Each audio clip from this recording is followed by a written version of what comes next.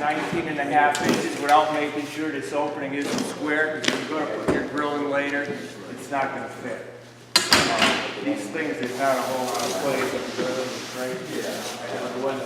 They do have a lip on it, they have a 1-inch lip on it, so it does have a little bit of play, but every insert and every grill set is going to have a little bit of different reveals, like as far as like how much fudge you can play with them.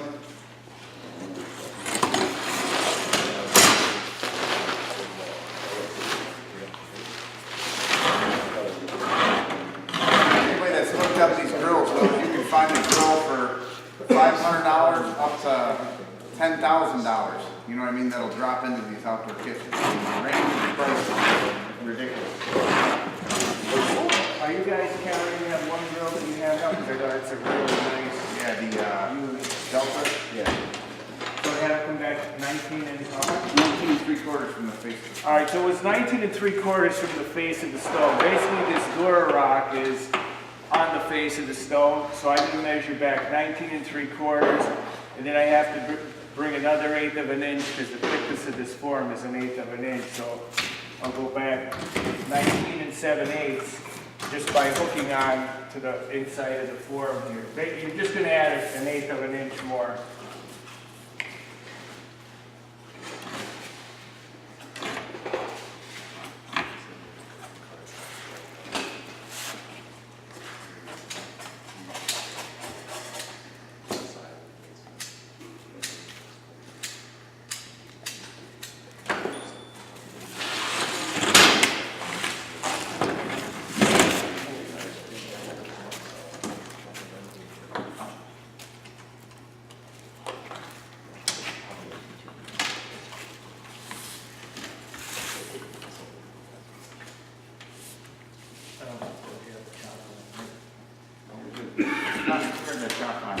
Over in the top left. Back wall form, which is used again if you're using these in a kitchen and you're pouring this up against the wall. The back wall form is just like a little angle, but it has a little 3/16 inch top on it. So if you put this up against a back wall, you can screed off of this. But it also works perfect now for forming our dam that we're going to use for the cutout. You want to put these in? You want to cut them? Sure. All right.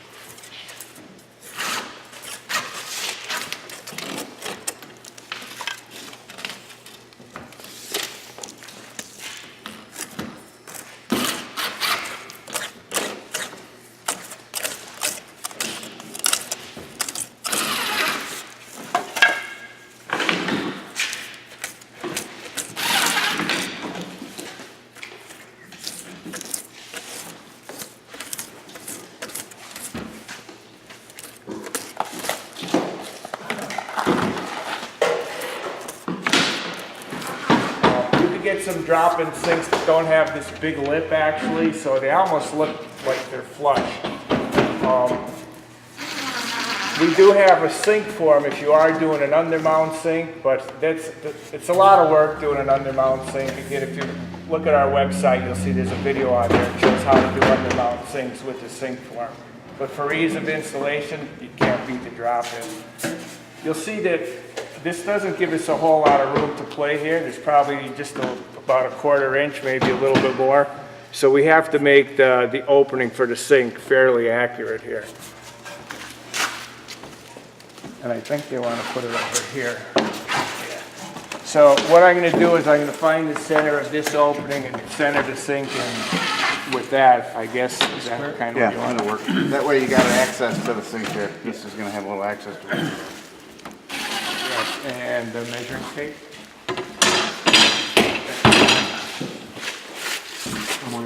You might have to knock these out.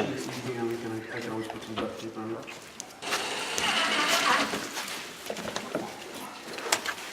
That's I just need some duct tape right here on the perimeter. I'll get another one of these things cut. Doesn't matter because this entire joint's going to be covered by the flange, right? And so when he saw him picking your screws up, he goes, "There's screws, there's cylinders." There's also, you could also use hardy board. We would never ever use, whether it's inside or outside. I can see everybody using Hardy tears.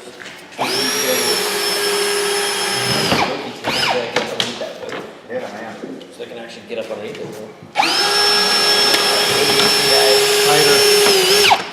Yeah, the whole.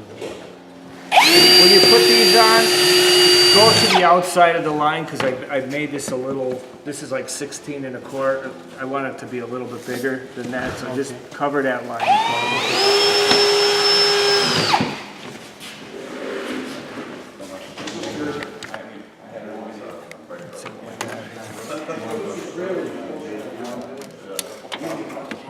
I want this to go inside of this a little bit more. I'll cut this a little more.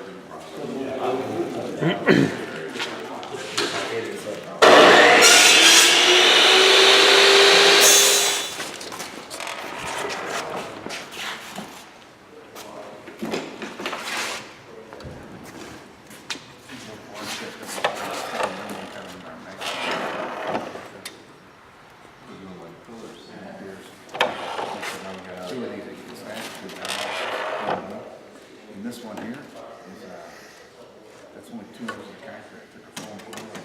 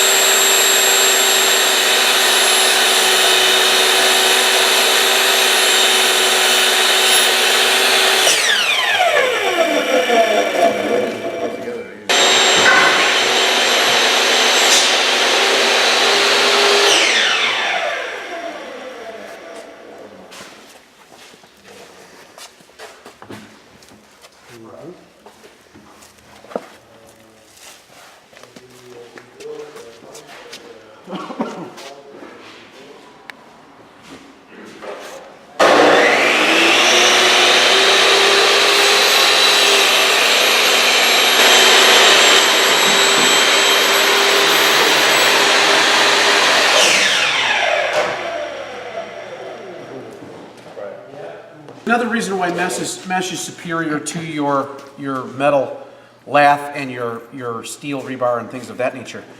Number one, we're not talking about 3 inches of material separating our 3 inches of concrete from our steel. So if I had steel in here, I don't have 3 inches of material, which is what most government people want to see, or engineers want to see, to keep the concrete separated from the outside.